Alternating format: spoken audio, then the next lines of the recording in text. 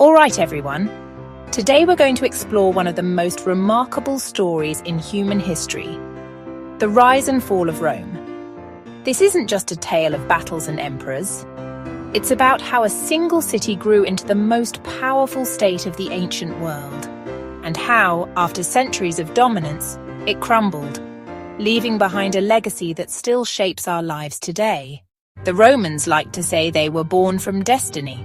The legend: twin brothers, Romulus and Remus, sons of a princess and the god Mars, abandoned as infants, left to die by the river. But fate intervened. A she-wolf found them, nursed them and kept them alive. They grew up strong, ambitious. And when they decided to build a city, a quarrel broke out. In the end, Romulus killed Remus, and the city took his name, Rome.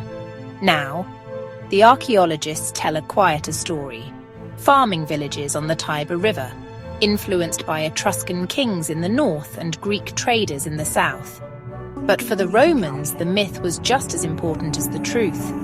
It gave them a sense of destiny, and destiny is a powerful motivator. For nearly 250 years, Rome was ruled by kings. Some were wise, some not so much. The last one, Tarquinius Superbus, Tarquin the Proud, was said to be cruel and arrogant. When his son committed a terrible crime against a noble woman named Lucretia, the outrage shook the city. In 509 BCE, the Romans rose up. Tarquin was overthrown, and Rome vowed never again would one man rule them. They built something new, the Roman Republic. 2 consuls elected each year, a senate of elders to advise, assemblies of citizens to vote on laws. It wasn't democracy for everyone. Women, slaves, and foreigners were excluded. But for its time, it was revolutionary. Rome grew quickly. By 265 BCE, it had conquered the Italian peninsula. But then came a far greater challenge: Carthage, a powerful North African empire. The Punic Wars would last over a century. The most famous Carthaginian, Hannibal, who marched war elephants over the Alps and crushed Roman armies in battle after battle. But Rome didn't quit. They adapted, they learned, and they won. By 146 BCE, Carthage was destroyed. Rome now ruled the Western Mediterranean. Victory brought wealth, but also corruption, political violence, and an ever-widening gap between rich and poor. Ambitious generals began to see themselves as above the law. Reformers like the Gracchus brothers were murdered for challenging the elite. Civil wars broke out. Then came Julius Caesar, conqueror of Gaul, adored by his soldiers, feared by the Senate. When ordered to give up his army, he crossed the Rubicon River instead, a declaration of war. Caesar won. He became dictator for life and was stabbed to death in 44 BCE by senators who thought they were saving the Republic. They didn't save it, they ended it.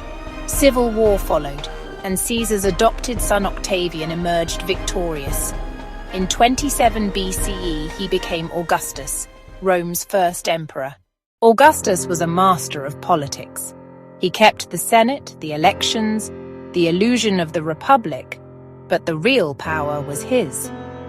Under Augustus and his successors, Rome entered the Pax Romana, the Roman peace. 2 centuries of stability and prosperity. Roads stretched from Britain to the Middle East. Aqueducts carried fresh water into cities. Roman law united millions of people under one system. At its height, under Emperor Trajan in 117 CE, the empire stretched across 3 continents. This was Rome at its zenith. But peace is never permanent. By the 3rd century CE, Rome faced crisis after crisis. Civil wars, economic collapse, plagues. In 285 CE, Emperor Diocletian made a bold move. He split the empire into East and West. The East, with its wealth and strong trade, thrived. The West began to crumble. In the 4th and 5th centuries, waves of migrating tribes, the Visigoths, Vandals, and Huns, pressed into Roman territory. In 410 CE, the Visigoths under Alaric sacked Rome. The first time in 800 years an enemy had entered the city. In 455 CE, the Vandals did it again. Finally, in 476 CE, a Germanic chieftain named Odoacer deposed the last Western Roman emperor, a boy, ironically named Romulus Augustulus. The Western Roman Empire was gone. But Rome did not vanish. The Eastern Empire, the Byzantine Empire, would survive for another 1,000 years. And the legacy of Rome? It's all around us.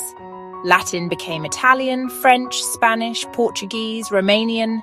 Roman law became the foundation of modern legal systems. Roman architecture, arches, domes, aqueducts, still inspires. Even the very word Senate comes from Rome.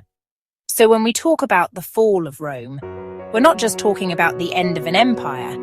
We're talking about a transformation, one that shaped the world we live in today.